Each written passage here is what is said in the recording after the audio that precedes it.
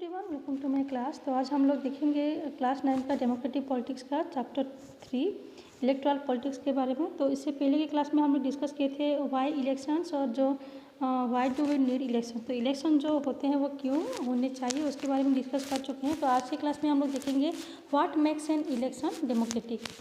तो ऐसा कौन सा इलेक्शंस होता है जो कि उसको डेमोक्रेटिक बनाता है। तो इसे चैप्टर 1 में हम लोग इसे बहुत सारे डेमोक्रेटिक इलेक्शन के बारे में पढ़े कि जो इलेक्शंस होते हैं वो सभी कंट्री में होते हैं, बहुत डेमोक्रेटिक कंट्री में भी और नॉन डेमोक्रेटिक कंट्री में भी।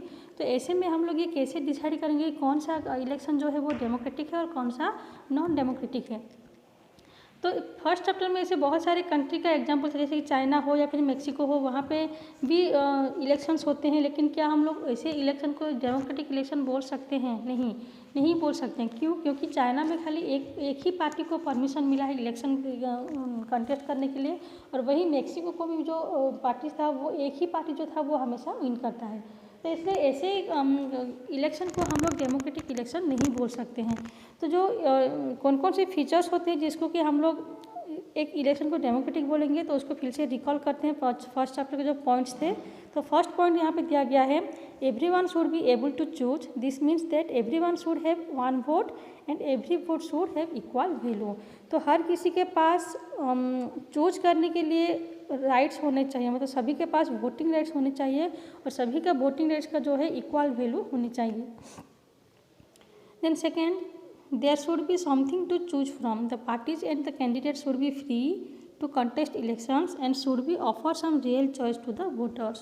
तो सेकंड जो है कि यहाँ पे चूज करने के लिए एक ऑप्शंस होने चाहिए, मतलब हम लोग जो है अपने वोटर्स को, अपने लीडर्स को चूज करने के लिए हमारे पास ऑप्शंस होने चाहिए कि बहुत सारे ऐसे पार्टी जो है वहाँ पे कंटेस्ट करने के लिए परमिशन उनको दिया जाए, मतलब जो इलेक्शन है वो फ्री एंड फेयर होना चाहिए।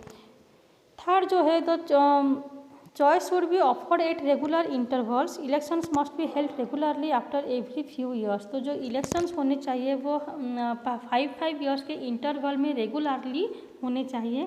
Fourth point, the candidate preferred by the people should get elected. तो जो कैंडिडेट को लोग पसंद करके वोट में जिताते हैं वही कैंडिडेट को ही जीतना चाहिए।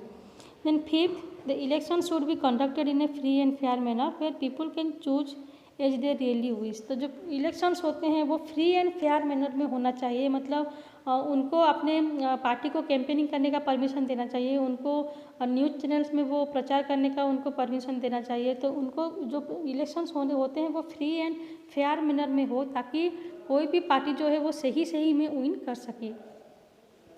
तो ये था फर्स्ट चैप्टर के कुछ पॉइंट्स।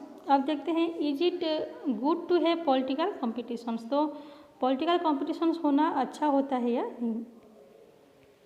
जो इलेक्शंस होते हैं वो पॉलिटिकल कंपटीशन के ऊपर बेस्ड होता है। जो कॉम्पिटिशन्स होते हैं वो बहुत सारे फॉर्म में होता है, जैसे कि जो सबसे ऑब्वियस फॉर्म है वो है the competition among the political parties. तो कोई भी इलेक्शंस होते हैं तो सबसे पहला जो कॉम्पिटिशन्स होता है वो पॉलिटिकल पार्टीज़ के बीच में होता है। तो बहुत सारे से पॉलिटिकल पार्टी होते हैं जो कि अपनी पार्टी को इलेक्शन में जिताने के लिए बहुत सारे स्टेप्स लेते हैं, बहुत सारे प्लानिंग करते हैं, लोगों के पास जाके अपने प्लानिंग के बारे में वो लोगों को बताते हैं कि इलेक्शन के जीतने के बाद वो लोगों के लिए क्या क्या सुविधाएं लेके आएंगे। तो वो अपने बीच में वो एक कंपटीशन रखते हैं कि कौन सा पार्टी विन करेगा। वहीं अगर हम लोग उसको एक कॉन्स्टिट्यूंसी लेवल पे देखें तो ये जो कॉम्पिटिशन है वो बहुत सारे कैंडिडेट्स के बीच में देखने को मिलता है। तो जो कैंडिडेट्स खड़े होते हैं इलेक्शन में उनके बीच में भी कॉम्पिटिशन होता है कि कौन सा कैंडिडेट जीतने वाला है। तो इसलिए जो कॉम्पिटिशन्स होते हैं इलेक्शंस में अगर वो नहीं होंगे तो जो इलेक्शंस होगा वो पॉइंटलेस हो जाएगा। मतलब अगर कैंडिडेट्स नहीं होंगे, बहुत सारे पॉलिटिकल पार्टीज नहीं होगा, अगर वो विन करने के लिए अपने बीच में कुछ कॉम्पिटिशन्स नहीं करेंगे तो जो इलेक्शंस होंगे उसका मीनिंग जो है वो पॉइंटलेस हो जाएगा। But is it good to have political competition. लेकिन पॉलिटिकल कॉम्पिटिशन होना वो अच्छा है या नहीं। Clearly an electoral competition has many demerits. तो जो इलेक्टोरल कॉम्पिटिशन्स होते हैं उसके बहुत सारे डीमेरिट्स होता है। It creates a sense of disunity and factionalism in every locality. तो इससे क्या होता है, वो एक सेंस ऑफ डिसयूनिटी का मतलब होता है जो एकता का फीलिंग्स होता है वो लोगों में नहीं रहता। डिसयूनिटी जो होता है वो लोगों के बीच में क्रिएट होता है, and the factionalism in every locality. Factionalism का मतलब होता है दलबंदी, मतलब एक ग्रुप में डिवाइड हो जाना। तो जिस ग्रुप के लोग जिस पार्टीज को ज़्यादा पसंद करते हैं या फिर जो एक जैसा सोच रखते हैं वो एक ग्रुप में बन जाते हैं। तो ऐसे जो दलबंदी होता है या फिर जो ग्रुपिज्म होता है वो क्रिएट होने लगता है। तो हम लोग अपने लोकेलिटी में ये सुने होंगे कि लोग कैसे पॉलिटिकल पार्टीज़ को ब्लेम करते हैं, उनको कंप्लेनिंग करते हैं कि ये जो पार्टी जो है वो ठीक से काम नहीं कर रहा है, या फिर हमारे एरिया में ये सारे प्रॉब्लम्स है, लेकिन कोई ना जो विनिंग कैंडिडेट है वो कभी उनका प्रॉब्लम्स को सॉल्व करने के लिए नहीं आ रहे हैं। तो जो पार्टी के मेंबर्स होते हैं वो हमेशा एक दूसरे के ऊपर एलिगेशन डालते हैं, मतलब वो ब्लेम करते रहते हैं। और पार्टीज़ के जो कैंडिडेट होते हैं वो बहुत सारे डार्टी ट्रिक्स जो होता है वो यूज़ करते हैं इलेक्शंस को विन करने के लिए। तो कभी कभी वो इलेक्शन को जीतने के लिए बहुत सारे ऐसे गलत रास्ते भी वो अपनाते हैं। तो some people say that this pressure to win electoral fights does not allow sensible long term policies to be formulated.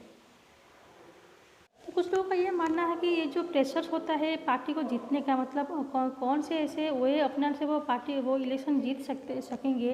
तो इस प्रेशर के दबाव में वो ऐसे बहुत सारे जो लॉन्ग टर्म पॉलिसीज बनाना चाहिए लोगों के लिए, वो बनने से रह जाता है। मतलब वो उसकी तरफ उतना फोकस नहीं कर पाते हैं, जो पॉलिसी उनको बनाना चाहिए वो उसकी तरफ उतना फोकस ना करके वो इलेक्शन को कैसे जीतेंगे उसकी तरफ वो ज़्यादा फोकस करते हैं।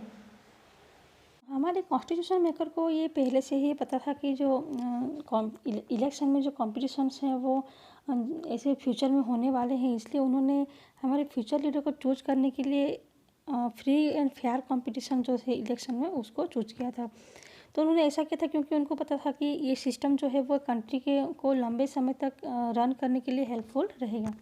तो एक आइडियल कंट्री या फिर एक आइडियल वर्ल्ड में जितने भी पॉलिटिकल लीडर्स होते हैं उनको पता होता है कि लोगों के लिए क्या अच्छा होता है, उनके हिसाब से कैसे काम करें। तो एक आइडियल वर्ल्ड में जो इलेक्टोरल कॉम्पिटिशन होता है या फिर जो पॉलिटिकल लीडर के बीच में कॉम्पिटिशन होता है वो नहीं होता है।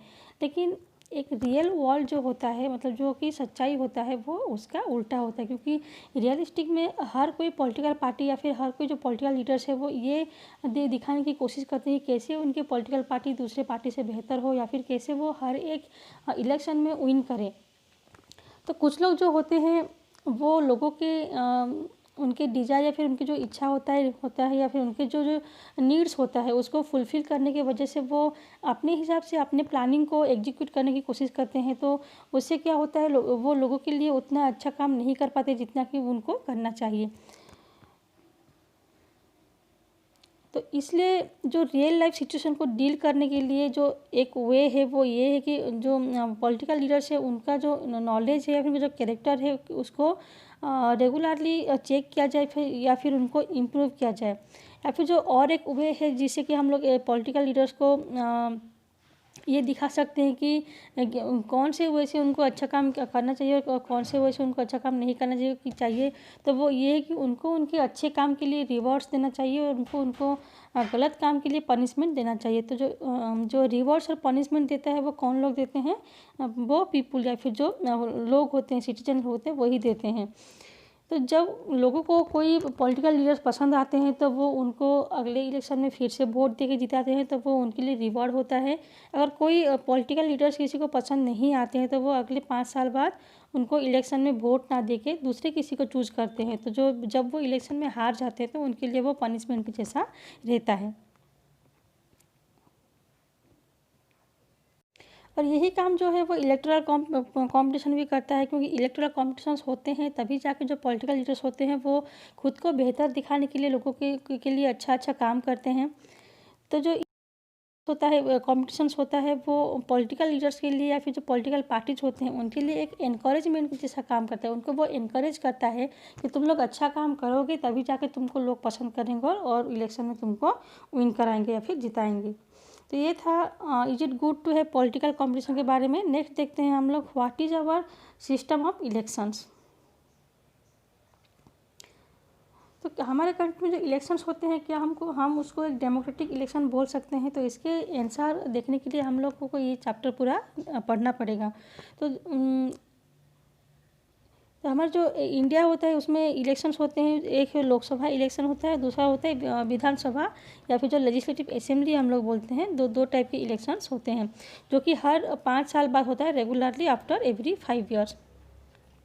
तो after 5 year the term of all the elected representative comes to an end. तो हर 5 साल बाद जितने भी रिप्रेजेंटेटिव्स होते हैं या फिर जो एमएलए और एमपी होते हैं उनका जो टर्म होता है या फिर जो कार्यकाल होता है वो ख़त्म हो जाता है। तो जो लोकसभा और जो विधानसभा रहता है वो डिजॉल्व, मतलब वो भी टूट जाता है। तो उसके लिए फिर से नए से इलेक्शंस होते हैं और उस इलेक्शन में जो लोग जीतते हैं वो फिर से नया गवर्नमेंट बनाते हैं। तो जो लोकसभा इलेक्शन होता है या फिर जो विधानसभा इलेक्शंस होते हैं, स्टेट लेजिस्लेटिव असेंबली और जो पार्लियामेंट या फिर लोकसभा, तो उसमें सभी और एक ही साथ एक ही टाइम में इलेक्शंस होते हैं जिसको हम लोग बोलते हैं जनरल इलेक्शंस। तो वो कभी कभी एक दिन में भी होता है या फिर वो 2-3 दिन के आगे पीछे भी हो सकता है।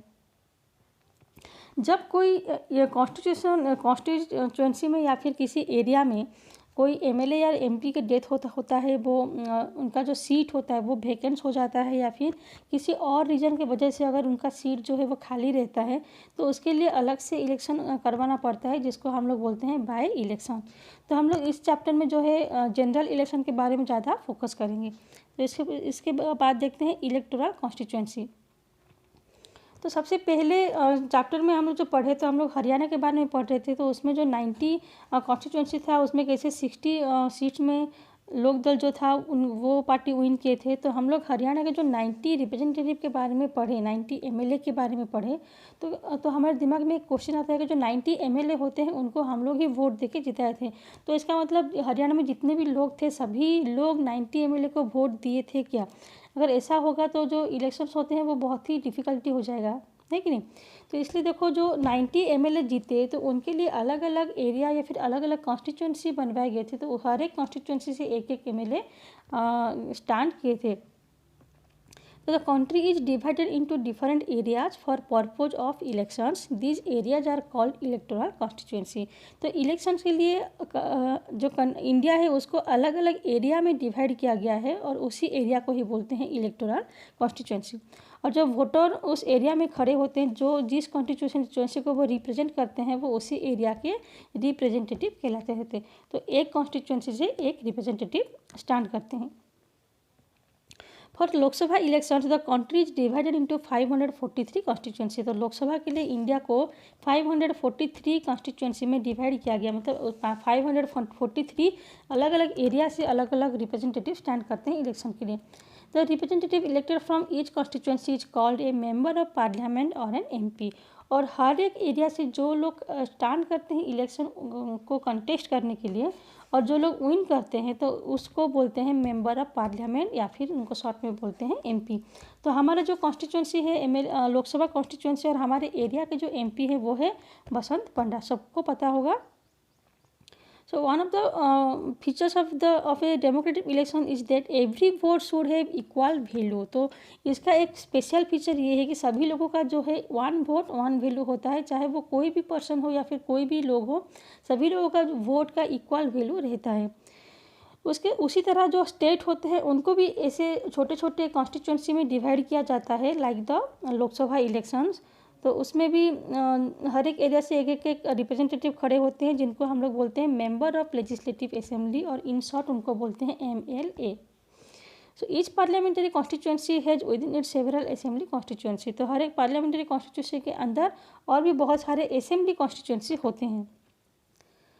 The same principle applies for panchayat and the municipal election. और वही सेम सिस्टम जो है, सेम प्रिंसिपल वो म्यूनसिपल कॉरपोरेशन के लिए, म्यूनसिपलिटी इलेक्शन के लिए या फिर पंचायत इलेक्शन के लिए भी लागू होता है।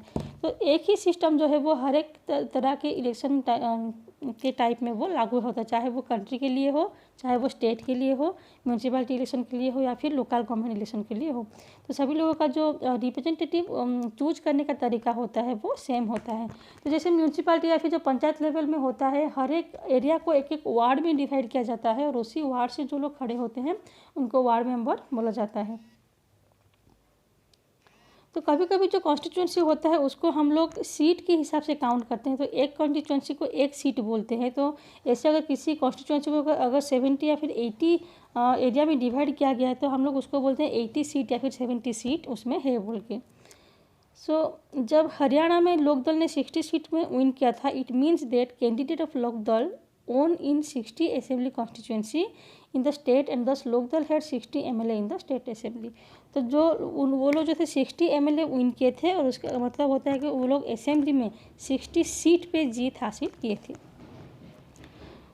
तो ये था what is our system of election और द इलेक्टोरल कॉन्स्टिट्यूंसी के बारे में। नेक्स्ट क्लास में हम लोग पढ़ेंगे रिजर्व कॉन्स्टिट्यूंसी और वोटर्स लिस्ट के बारे में।